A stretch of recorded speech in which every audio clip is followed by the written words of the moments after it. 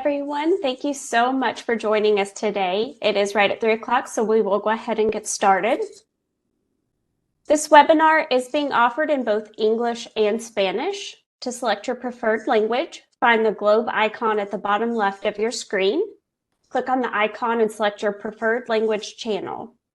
Under the language channel, you will see an option to balance the original audio and the interpretation. If the sliding icon is all the way to the left, you will hear the webinar in your chosen language. If you slide the icon to the right, you will be able to toggle between your chosen language and the alternate language. If the icon is in the middle, you will hear both English and Spanish at the same time. With that, thank you so much for joining us for today's session, Recognizing and Addressing Mental Health Concerns in Children, a webinar for parents and caregivers. My name is Kayla White, and I'm a Community Education Specialist at MDA. We are thrilled to have you join us today for this webinar. This learning series is part of our larger MDA community education programs, which focus on bringing the neuromuscular disease community together around education and resources. Be sure to visit the community education section on mda.org for updates on upcoming events. We are recording today's event and we'll be posting it to the website for on-demand viewing at a later date. Please know that all phone lines have been muted, but we will have a question and answer session at the end of the webinar.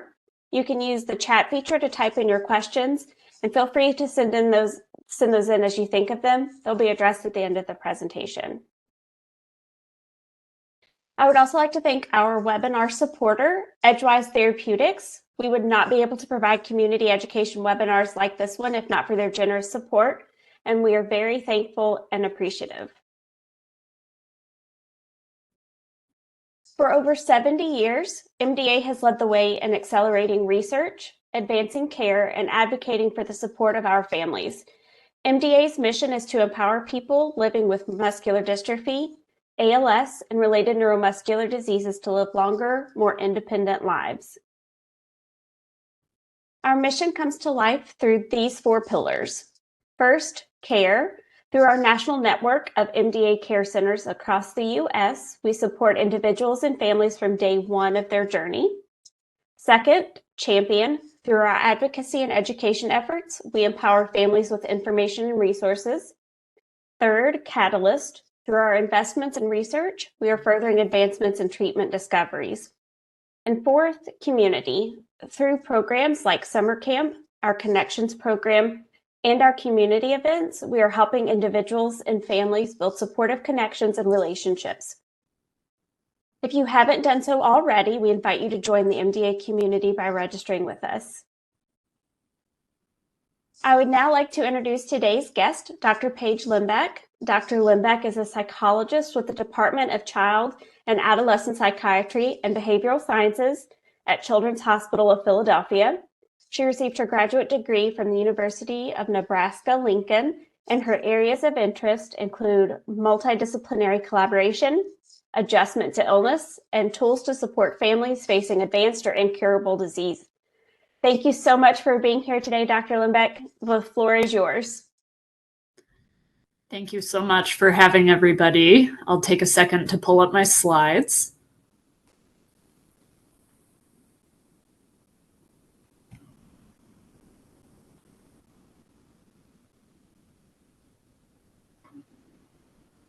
All right, I can no longer see you, so can someone confirm that these are visible? Yes, looks great. Okay, thank you. So this is a topic, of course, that's near and dear to my heart. I will summarize today how to recognize some of the more common mental health concerns for kids and teens who are affected by muscular dystrophies. We will certainly talk about how to know when it's time to seek a therapist for them. And then we will talk about strategies to connect kids who need it to the right therapist who will hopefully be the best fit. And then I hope you all leave with a better idea of how to support your child's engagement in the therapy process if it's needed. In general, it's important to know that there's a connection between mental health difficulties and chronic illness in general. This is not specific to muscular dystrophies. In one particular study that I cited here, they studied approximately 7,000 youth and found that, especially as kids got older, those who had chronic health problems were much more likely to be diagnosed with a mental health disorder. For pediatric muscular dystrophies in general, these tend to be more commonly associated with things like social skills difficulties or autism, with obsessive compulsive disorder, with depression or general adjustment issues, and then adaptive behavior difficulties. And what that last one refers to is it can be much more difficult for these youth to live in an independent way and fully take care of themselves, which makes sense given the medical conditions that they're faced with. This is not meant to be an exhaustive list. It's just the ones that tend to come up more regularly. I am not going to do a very, very detailed dive into each specific mental health disorder. I don't think that's a good use of our time, because ideally you would be seeking the guidance of a therapist or a professional to help with diagnosis itself.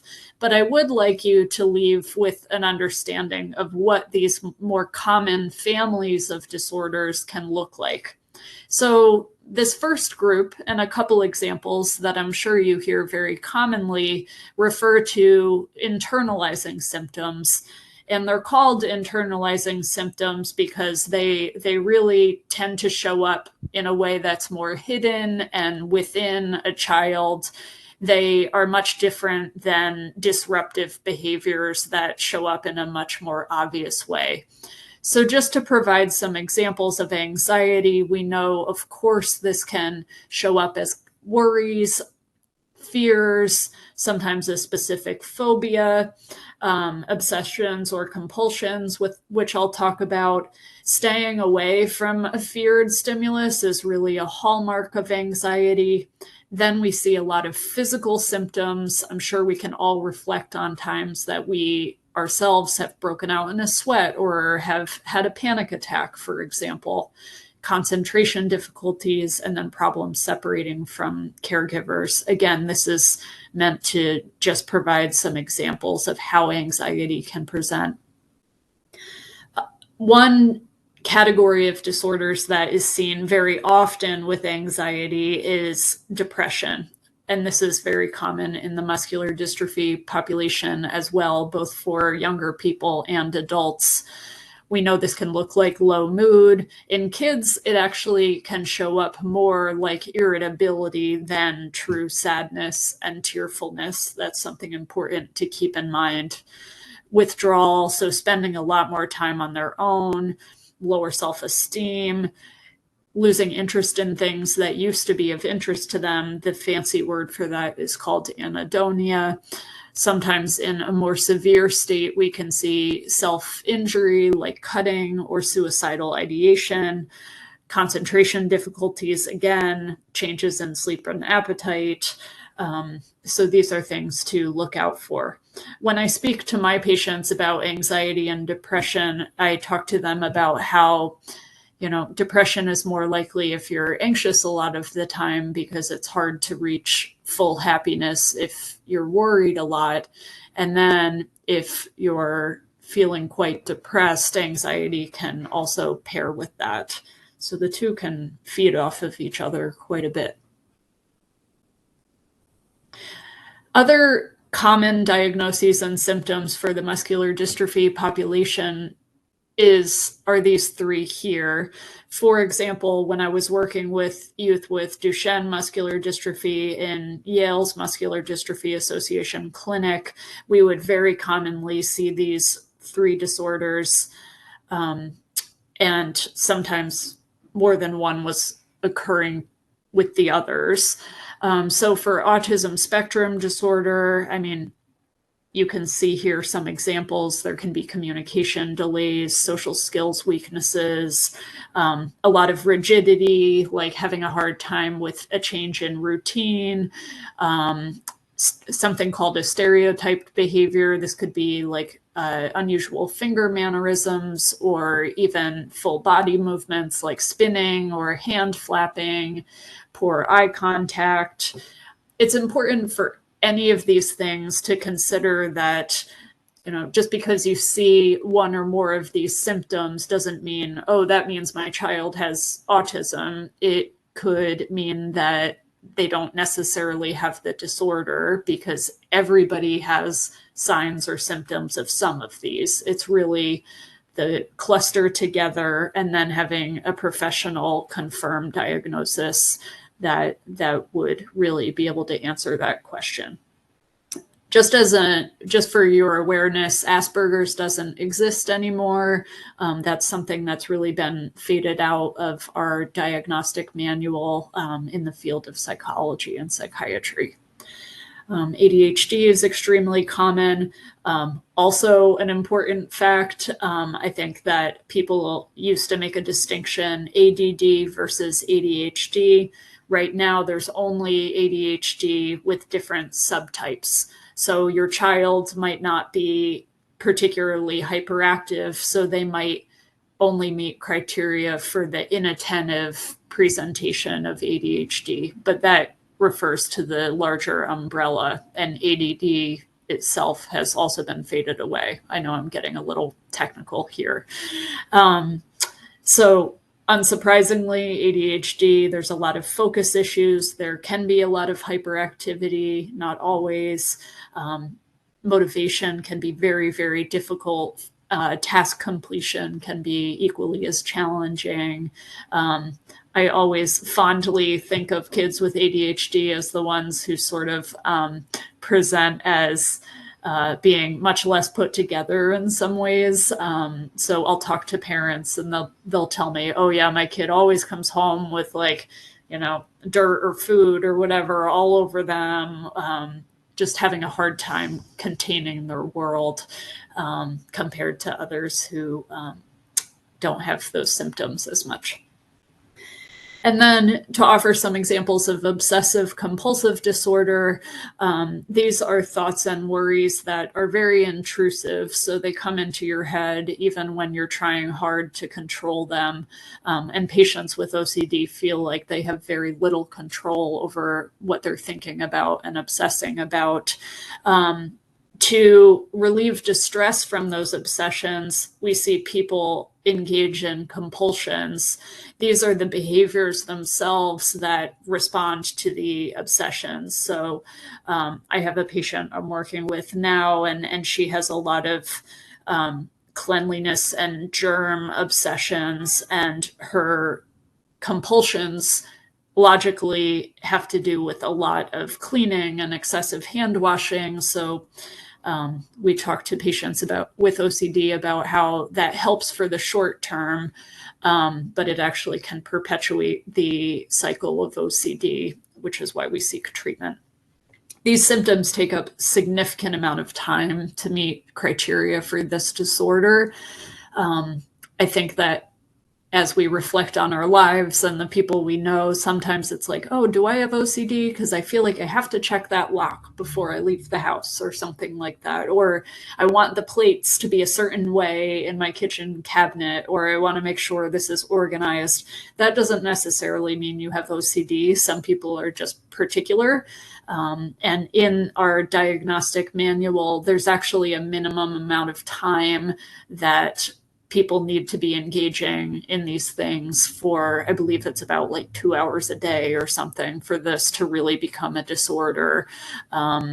So I'll talk about that part of where is the threshold for being very worried about a particular diagnosis. And then a lot of patients with OCD, they'll sort of recognize on some level that it can be illogical, and they'll say, I don't quite know why I need to do that particular thing, but I just feel like I have to, almost like scratching an itch. So that can be a signal that this is really hard for them to control.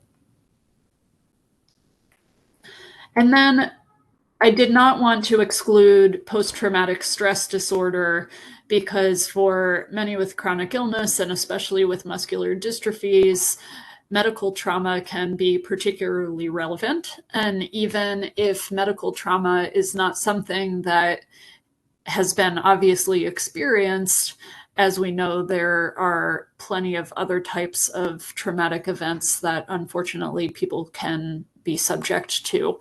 So the hallmark 3 categories of PTSD symptoms have to do with avoidance, really trying to not think about or stay away from things that remind kids of the trauma. Sometimes this looks like minimizing their symptoms, like, oh, even though that horrific thing happened, I don't really care about that, or I don't think about that. Hyperarousal is the symptom category that refers to the true nervous system changes that have happened because of the stress that our body's gone through. So feeling jumpy, feeling very much on alert, having those panic symptoms, that falls within the category of hyperarousal. And then re-experiencing, this is the part where it's just hard to move forward. It feels like you're living in the past. It feels like you're still in that hospital or going for that surgery, whatever it may be. Sometimes this can show up as nightmares, or even can show up in play in our younger kids. And then, as I'm sure many of you have heard about, it can be also in the form of flashbacks or intrusive thoughts. This is just a really nice resource if you're interested in learning more about child traumatic stress in general. They have some nice information about medical trauma in general too. So I definitely wanted to mention this. And there are more disorders that exist. This was not meant to be exhaustive. I just wanted to cover the ones that tend to be more prevalent in the muscular dystrophy population. It's also important to consider these symptoms across the lifespan. We know that depending on the age you are, some of these things are really normal to experience. Behavior changes or different mood changes. So I want to mention just common responses to stress in young kids, teens, and in caregivers. So in our younger kids, we can see a lot more clinginess, a lot more behavioral changes as they're meeting new doctors or members of the team or going new places. It would be very expected that we would see things like an increase in tantrums or clinging to mom or dad or whoever is bringing them for that appointment. We see them experience much more sensitivity to change in their routine, like changes in bedtime or meals or needing to take medicines that they're not usually taking. These things we would expect them to have a bigger reaction to.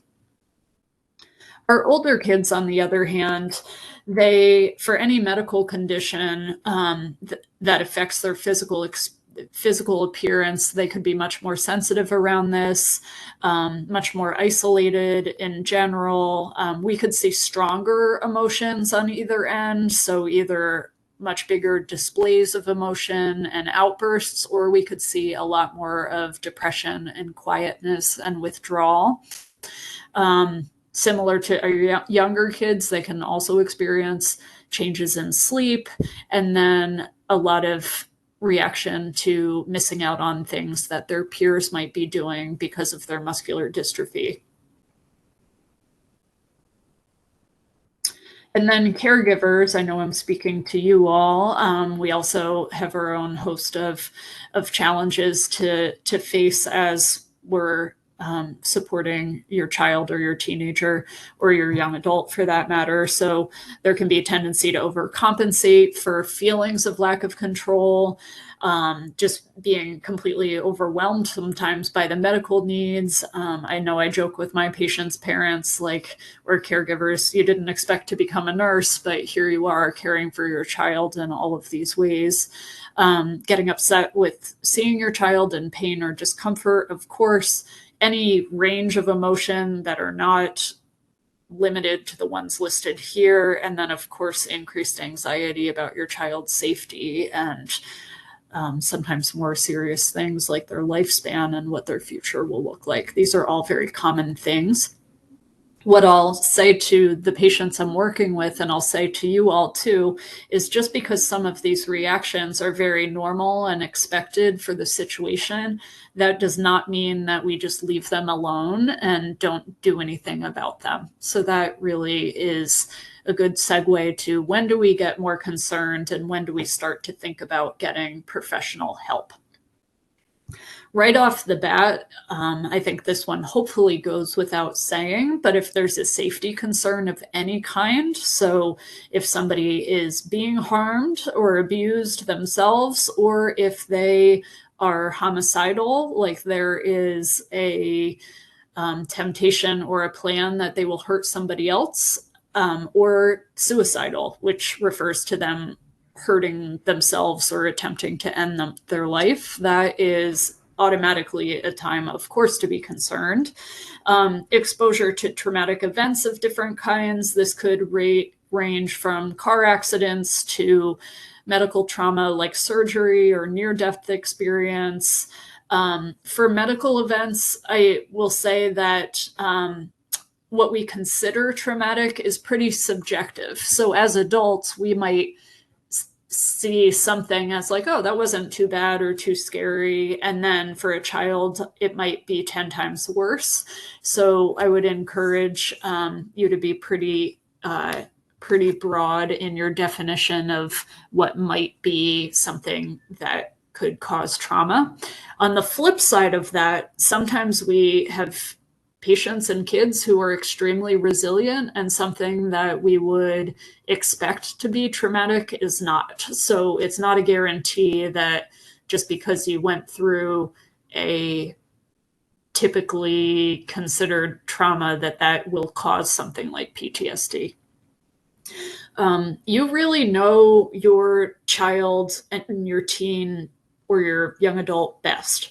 So keeping an eye out for any changes in behavior or presentation or changes in their character that just does not seem right or add up with how they typically are. I really encourage you to follow your gut here. And we'll talk about how, I think sometimes there's a worry like, well, what if I take my kid for treatment and they don't need it? Like, we would much rather have that happen and have them go for an assessment or even brief therapy and be done than wish that we had when we didn't.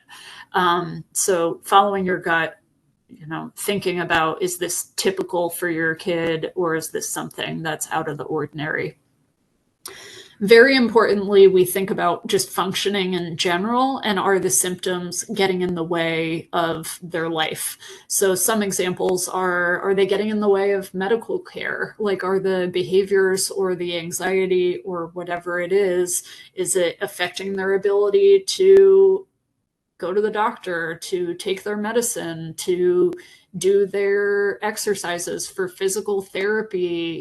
Is it really getting in the way of things that will help their health? That is an important sign to seek further support through a therapist. If their social functioning's impacted, if they're having more trouble attending school or engaging in things that they used to like to do. I think a big one that I didn't spell out, but I hope is clear is their happiness impacted? Just thinking about how much is this getting in the way of their life, of their relationships, and of their routine. Also things like sleep. Is it affecting their amount of physical comfort? Those things all matter. So we're really thinking about functioning. And then sometimes I just wanted to acknowledge, sometimes you won't be the first person to have the concern. So listening to trusted members of your team, of other adults who know your child well, and if they come to you or raise concerns like, hey, like, I'm really worried about Johnny or Kimberly or whoever, it's definitely worth listening to what they have to say. This is similar to the slide before of what do we mean by clinically significant symptoms. What that means to me as a psychologist is, now this is above what we would expect for a child given their age or developmental level. It's a different way of describing the information on the previous slide. So having symptoms more days than not, having symptoms be pretty persistent, so they're not resolving after a certain amount of time. We think about this both when I worked at Yale in the muscular dystrophy clinic, and now at CHOP, I work more with the cancer population, but we think about that adjustment period too. Like once you learn of a diagnosis, for example, we would expect a transition period where there would be an increase in stress. So we ask ourselves, does that dissipate? Does that seem to become more mild as a new routine is pursued and we fall into new expectations, or do those symptoms kind of stay at that high level? For the DSM, just for your knowledge, usually this is around 6 months. This does not mean that you have to wait 6 months to pursue help for your child. In fact, earlier is always better. I talked about symptom impairment with functioning. So again, we talked about, is it getting in the way of school, activities, social life, family functioning? And then are they distressing? So a child might be saying things like, I can't control this anymore. A caregiver or a parent or somebody like yourself, they might be saying, no matter what I do, this is not getting better. The things that used to work are not working. And then, as I discussed already, are they developmentally out of the norm for a child's developmental level or their age? So given all of this, when is the right time to seek help? I talked already about how this is the part that I think you can take some weight off yourselves, and it doesn't have to be a lot of figuring out of, is it time to go, or should I wait, or should I pursue this? I think having a low threshold, and if you're unsure, erring on the side of let's go and see what they say. You have enough on your plate as a caregiver.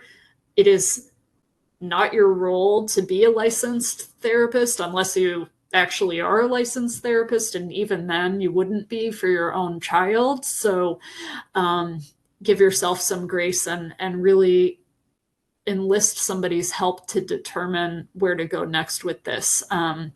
So we talked about following your gut. If something seems off, it's time to assess further. I do think it's helpful. I added this point about understanding how the disease-related factors and medication side effects might play a role. To offer an example, when I worked at Yale, I learned from one of my neurologist colleagues that certain types of muscular dystrophy, for example, because of how they affect muscle tone, it actually can change your smiling muscles and can make somebody look more sad facially than somebody else, because they physically have trouble smiling and lifting those muscles in their face. So I raise this example because things like that can complicate the assessment a little bit. And this is information that would be worth sharing with your child's therapist as well. Another common example, as we know, is steroid use and how that affects mood and sometimes leads to more irritability. So getting an understanding of those things, it doesn't mean you don't seek help. It's just, it adds to the assessment picture. And then it's much better to be safe than sorry, especially with things like safety concerns.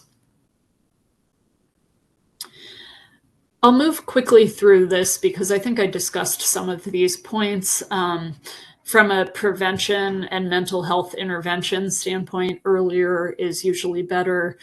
We would rather treat symptoms when they're more mild than wait for things to get really escalated. Keeping in mind for your child just the transition periods that come from having muscular dystrophy, and this could look like different things depending on the trajectory and your child's growth and how they respond to the disease. But for example, thinking about things like if they start to require a wheelchair, or if functioning declines in certain areas as they're hitting certain milestones in that way, that might be more challenging, we would expect that this would really affect their adjustment. And then appreciating that developmentally sensitive approach that I already shared about. So on the bottom, the visual is just showing that, throughout the lifespan, we really would hope that psychosocial management can help in different phases. So in the beginning, we're adjusting to the disease, and then we're promoting a lot of independence and social development and coping skills. And then we're thinking about transition to adult care. So just thinking about where this therapy can be helpful as kids and families are moving along through the lifespan. So logistically, we've talked about certain common disorders and symptoms. We've talked now about when to be concerned. So now we've decided to find a therapist. And one of the questions I get most commonly is, okay, how do I actually find somebody? And I think with the mental health crisis we're hearing about, we know it's sometimes much easier said than done. And it's not always a rewarding experience to get connected. These are just some ideas that I direct my own patients and families to when I'm not seeing them myself. So Psychology Today has a great find a therapist tool. I highly recommend that because there's some pretty nice filters for things like insurance, type of issue, location. They have some nice pictures and profiles. So I like that one as a search engine. Of course, a logical place to start also is the hospital or medical clinic that your child is being seen in, asking either the doctor or especially the social worker, if one exists in your clinic, what mental health resources are available. If that doesn't yield any good options, then going through your child's school. Sometimes there's actually more specific mental health programs that are brought into the school that are pretty robust and provide actual therapy instead of just check-ins with a school counselor. So that would be a great place to ask as well. You can call the phone number on your child's insurance card and ask that way. That is a nice approach because then you know that the providers they're giving you are working with your insurance. Word of mouth, I know that in both hospitals I've worked at, parents would start to learn where you kind of like have a more intimate like referral source as you're getting to know other families and seeing if they've had good experiences at certain agencies or with certain providers. This one is a little less common, but thinking about local universities too. Oftentimes, if there's a clinical psych program or something like that, your child may end up seeing a trainee, but they're always supervised by licensed therapists. So this is not a bad option if you're stuck. So I think these are some good initial places to start. Of course, when we're thinking about pursuing a therapist, it's also important to think about how do we make this a good fit so your child has the best experience possible. There are logistics to think about with, what is their schedule? Where are they located? Do they do telehealth or in person or both? What is their gender? Are there other aspects of identity that are important? So, for example, I have some patients of mine that, if they identify a certain way, they would love to talk to somebody who identifies similarly. So sometimes that's possible to find depending on what they're hoping for. There are many, many different types of therapy, which can make this really confusing and overwhelming. So not only individual, but we know there's group approaches. There are different types of treatment. As if you've searched already, you're probably familiar with the fact that there's like a million acronyms out there for things like CBT and ACT and DBT and TFCBT. Like I could go on and on. I wouldn't worry too much about that. Again, it's okay for you to be caregiver here and not the expert on all those things. I have a little more to say about that on the next slide. Telehealth or in person, sometimes your child might have a strong preference. I will say off the bat that telehealth is usually not a good fit, and this refers to video appointments. This is usually not a good fit for younger kids or kids, especially kids who struggle with sitting or complying, like those with ADHD or those with more disruptive behaviors who are less likely to listen and engage. Usually not a good fit, but otherwise telehealth works very well. And I think sometimes kids adjust more readily than as adults do. I strongly encourage you and your child, if you're supporting them in this, to give it a few sessions. It's disappointing as a therapist when you learn that, like, oh yeah, I tried once and it was kind of uncomfortable, so I didn't go back to that person. It's very normal for it to not feel like the most comfortable thing. Therapy is hard. It takes a lot of bravery and persistence to talk about some tough topics. I think a strategy you can use as a caregiver is to normalize, like, hey, let's give it a few times before we really make a decision to try somebody else. You might need to. The first time isn't always a great fit because of personality mismatch or something, but at least giving it a fair shot to see if they settle in would be important. Also be aware of the fact that there's different levels of care. So what I mean by that is, depending on the severity of the issue, not everybody goes or is really appropriate for once a week therapy. For example, if there are significant concerns with safety or self-injury, or if there's a suicide attempt, usually people require more intensive treatment, and then they're stepped down as they make progress to less frequent therapy. So inpatient psychiatric, that's the highest level where you're really in an inpatient hospital.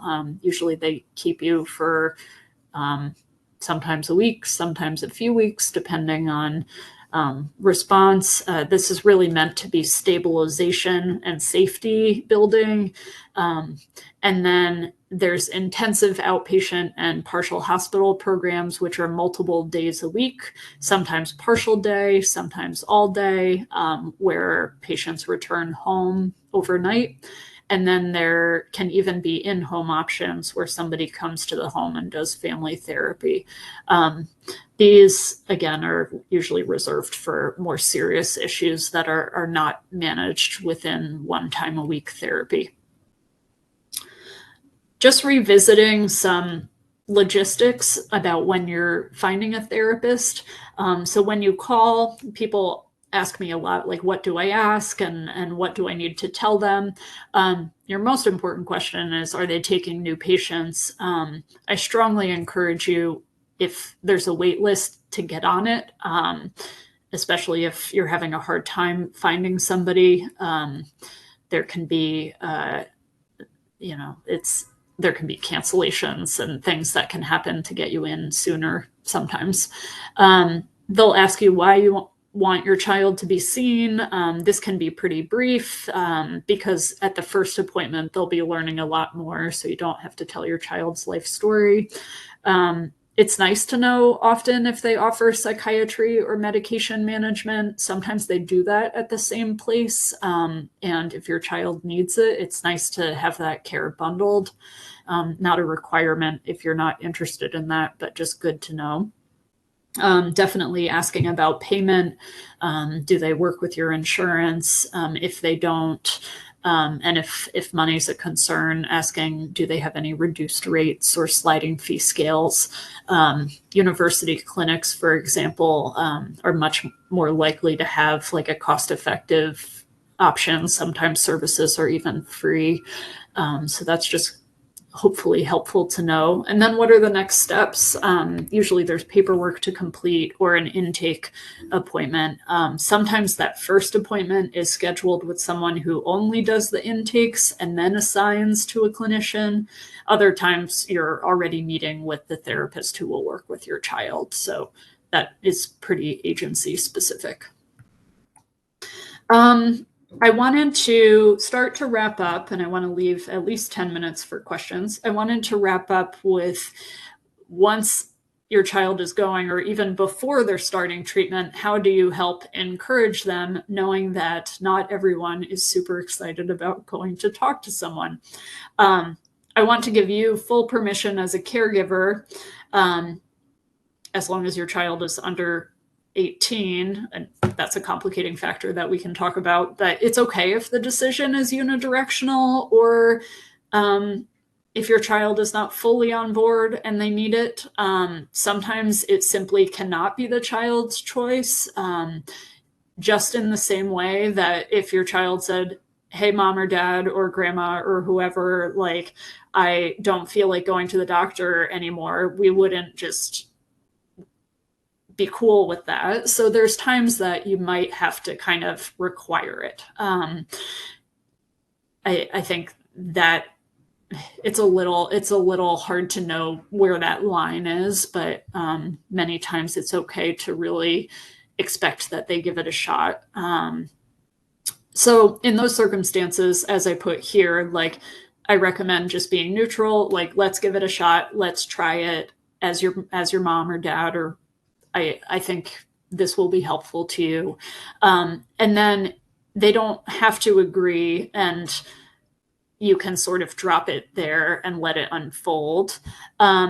If they are open to being involved in the search, or if they have an opinion about something, like what gender therapists they see, or if they do telehealth or in person, I mean, they can certainly let you know that, so that you can try to keep that in mind as you're calling places. As I said before, normalizing for them, it's totally normal to have some hesitation. It's right to be cautious. I always joke with my patients, like, it would be a little strange if you sat down and just, felt totally cool spilling your secrets to a stranger. Like, we would not expect that. So you can normalize that for your child. Like, you're right to be cautious here. We'll have to learn about how this is. I hear all the time, like, what if my child won't talk? That therapists are used to that potentially happening, and we're equipped to managing that if it does happen. So don't have that be the thing that does not have you pursue therapy for your kid. We can handle that. During treatment, especially in the initial appointments, regardless of the age of your child, just be mindful about what you're sharing to the therapist in front of them. I think many parents, from a place of concern, will sit down and share a lot of their concerns very openly. And depending on what they are, that can be pretty uncomfortable for the child. If you have a good therapist, they'll create some protected time to talk to you individually. And if they don't, you can request it. Like, there's some things I want to talk to you privately about. That actually will be helpful to your kid too.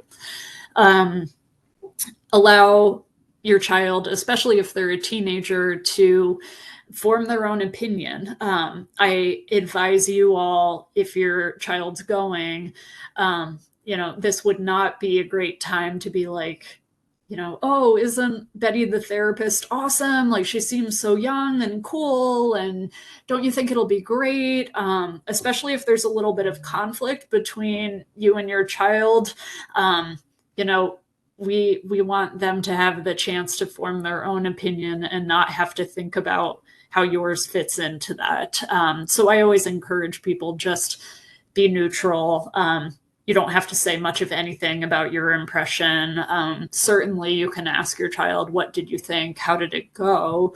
But yes, we don't want to sway in a particular direction, because hopefully it's really their space, and there's some benefit in creating a little separation.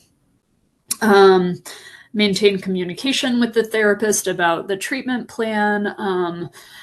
The therapist, if they're a good one, they should appreciate you as part of the child's family system. It's a little bit of a red flag if they're never wanting to talk to you, especially if you have a younger child. So keeping that in mind, that's something that they should take the lead on, but just something for you to be aware of. And then if you need to, with your child or teen, just thinking about the stigma together. Sometimes kids have said to me, like, oh, what do I say if people ask me where I'm going? I mean, they could just say, I'm going to a doctor's appointment. They don't have to share with people that they're going to therapy if that's something that they're not feeling comfortable with. I think people really differ on that regard. I have some patients who are very vocal about the fact that they go to therapy and are kind of proud of it, and that's great too, but everybody has a different comfort level.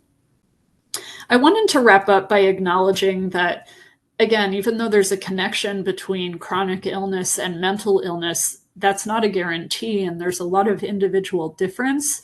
There are factors that predict resilience for those who are affected by muscular dystrophy. So here's some that commonly are correlated with people doing better. Notice that parent adjustment and healthy coping is on this list too. So there might be benefit of you seeking your own support if it's needed. This comes up all the time too. It's incredibly stressful to have a sick child. So if you're taking care of yourself, that also benefits your child and can open the door to them seeing a model for therapy being a good thing. Here are some additional resources. It's not a long list. Of course, MDA care centers have an aspect of psychosocial support within them, at least a social worker. There's a Courageous Parents Network. I like this resource. It's designed for parents and caregivers of kids with severe illness of different kinds. They have a lot of resources and articles and blogs. And it's a balance of family input and clinician input.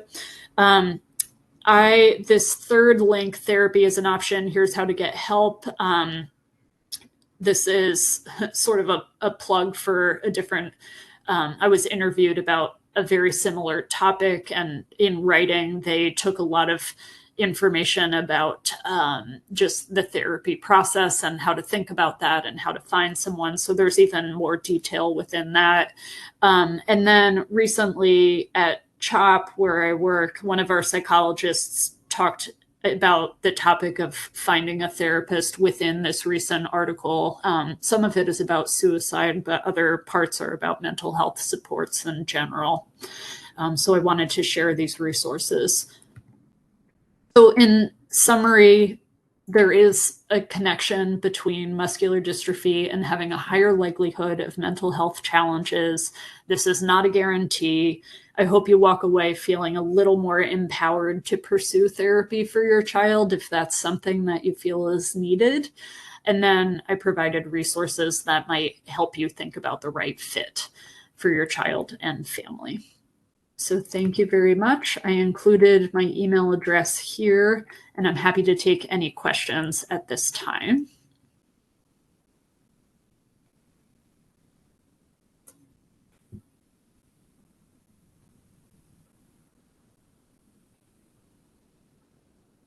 right. Thank you so much for sharing that wonderful information. We did get a couple questions before. So the first one is about siblings. Yep. How siblings without a chronic illness or disease can be affected, and how you can support those siblings as well throughout this journey. Really good question. So I'll answer the first part, which is how can siblings be affected? I mean, I appreciate the sensitivity of that question because I think you're acknowledging that siblings absolutely are affected by having a sibling with an illness. And the research sort of supports what we would expect, that they can feel more left out, they can feel more isolated. They certainly are impacted by things like disruptions in their own routine. So, for example, if they're having to stay a lot with different caregivers or are separated from parents or people that they love, I mean, of course, this could take a toll on their mood and their behavior. It might be that they need their own therapy to process some of those things. I also would ask because at many hospitals, they have child life specialists who tend to take more of a lead on supporting siblings. They have different training than licensed therapists, so I'm not suggesting that they would replace a therapist, but they're more likely to have connections with like sibling events and sibling education about what their ill sibling might be going through. I also would encourage you to look into things like camps or sibling events. I think within the muscular dystrophy community and also within the chronic illness community as a whole, people are really thankfully starting to recognize siblings need their own support. So camps and things are tending to be more inclusive of the sibling group.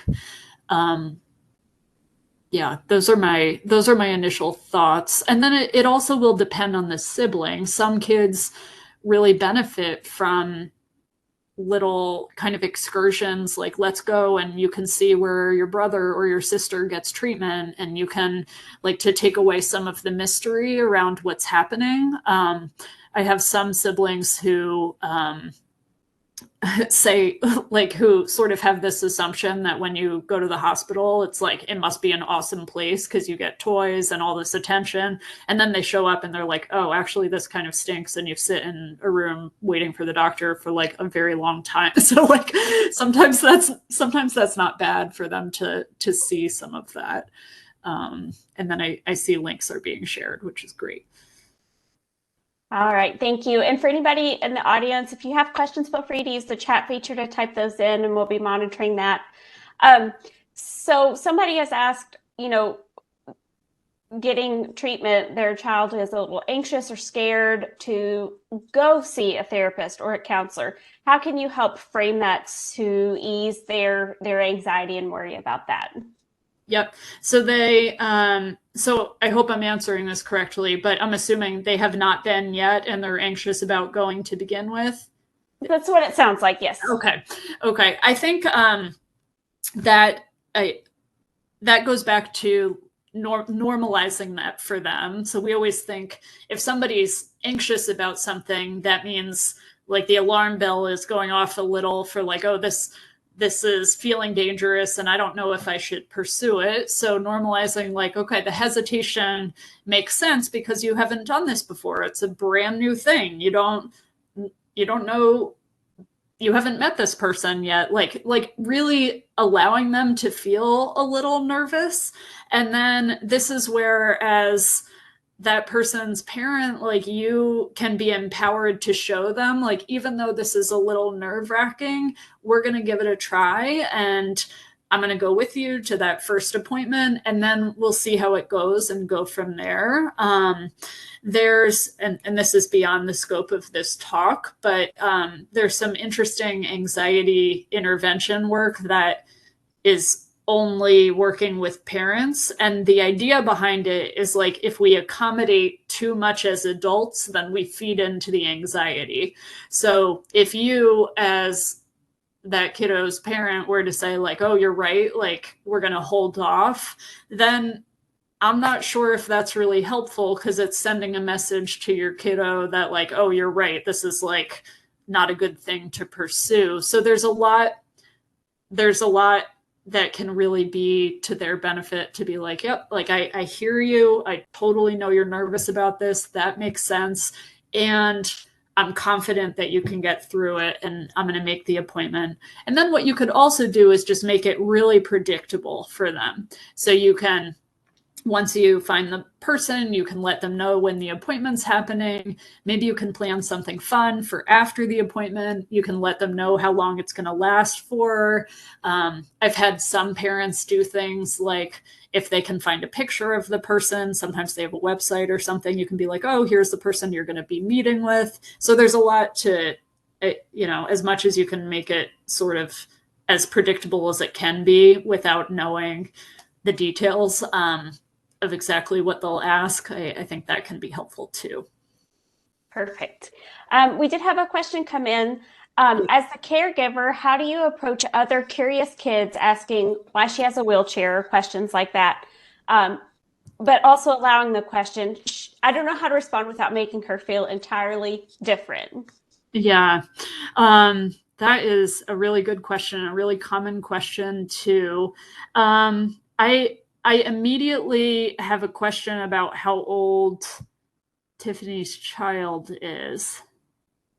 5. Good. 5. Okay. Yeah, I think so. At that age, especially if they're little, I think sometimes we get in our adult complex thinking space, and we can really simplify it for a 5-year-old. And if your daughter is 5, she's also, depending on her cognitive level, also old enough to start to learn what to say too. Like, this could be a partnership. You can even practice at home with a little doll or something. It can be as simple as, my muscles and legs work differently. Like, it doesn't, I think this is where sometimes from our own anxiety, we feel like we have to like come up with this perfect response. In working with families of young kids who are in wheelchairs, when I've had, not all the time, but most of the time when people do this, the kid's like, oh, and then they like run away and become occupied with something else. So I think really simplifying it into, she needs a wheelchair because it's harder for her to walk. Like, she has to see the doctor because her legs work differently, and the wheelchair helps her get around. Something really simple. Yeah, she might, and I'm thinking of the next comment, like, she might feel a little different because it is a different situation, but the way, like, our tone and our response to that is going to model for her, like our confidence in that answer too. And I think actually, Tiffany, I didn't even read that comment after that. You answered your own, you're right in your own thought. Like, you can speak about the device or the wheelchair using a tone that's sort of matter of fact, sort of, I mean, you don't have to like write a song about it, but if we talk about it in a way that's like, oh, this actually helps her do this thing, like it helps her talk, or it helps her get around, it helps her communicate, like that's much more positive than like, oh, she needs this because she's sick. All right. Really good questions. I think we've got time for one more. Any experience or comments on children, older adolescents, retroactively reflecting on the fact that they had a disability as a child, and they, in their view, caused a burden to caregivers during that time? Yes, that is a common one too. That, man, you all are asking really good questions. It's so tricky without knowing the specific context. I think with any, and this is not meant to be a cop-out, but I think with any question like that, listening, like I mean, I'm just struck by what a safe space you provided for that person to share that, especially if they're sharing it with you as the caregiver and they're talking about your experience. Like, active listening is so powerful. I think, again, there's so much pressure on caregivers. Like, I need to find the perfect response or say the right thing. Like even just commenting like, wow, like that's interesting that you were thinking of it that way. Thank you so much for sharing that with me. What brought that up? Like, you can like be curious about it without offering too much of an opinion. You can ask them like, are you interested in learning about what that was like for me? Because I don't know how much they were asking for validation or your experience, or how much they just wanted you to know what they were picking up on, if that makes any sense. But I would really reinforce the sharing, and this is where like the listening and providing space for them to share as much as they want. That sounds really powerful and important that they did that. Yeah. All right, so we have come up to 4 o'clock. So Dr. Lembeck, we so appreciate you being here, sharing your time with us, your expertise, and everything you do for the neuromuscular community. We are so grateful that you were able to share this wonderful information with us today. So thank you. It was totally my pleasure. I always appreciate the great discussion and questions after. I see Kayla shared my email, which is awesome. So please reach out with any more questions that you have. Thank you so much, Dr. Lembeck. Thanks all. I would again like to thank our webinar supporter, Edgewise Therapeutics. We would not be able to provide community education webinars like this if not for their generous support, and we are very thankful and appreciative. We would also like to thank our interpreters today from Azuli Language Solutions. We appreciate their time and expertise as well. If you're new to MDA and are diagnosed with a neuromuscular disease under MDA's umbrella, or are a loved one of someone who is diagnosed, we encourage you to stay engaged with MDA. You can do this by visiting mda.org/join and completing a short form. Joining is free and will keep you up to date on the latest research, educational programs, and supports. We would love to hear your comments about this webinar. If you have a smartphone, you can open your camera and point it at the QR code on the screen. A web page will pop up with a short survey on today's webinar. If you don't have a smartphone, that's okay. You'll get an email after the webinar with the link in the email. If anyone has questions after this webinar, please feel free to email them to mdaengage@mdausa.org, and we will follow up with you. This concludes today's webinar. Thank you again, Dr. Lembeck and Azuli Language Solutions. Thank you so much.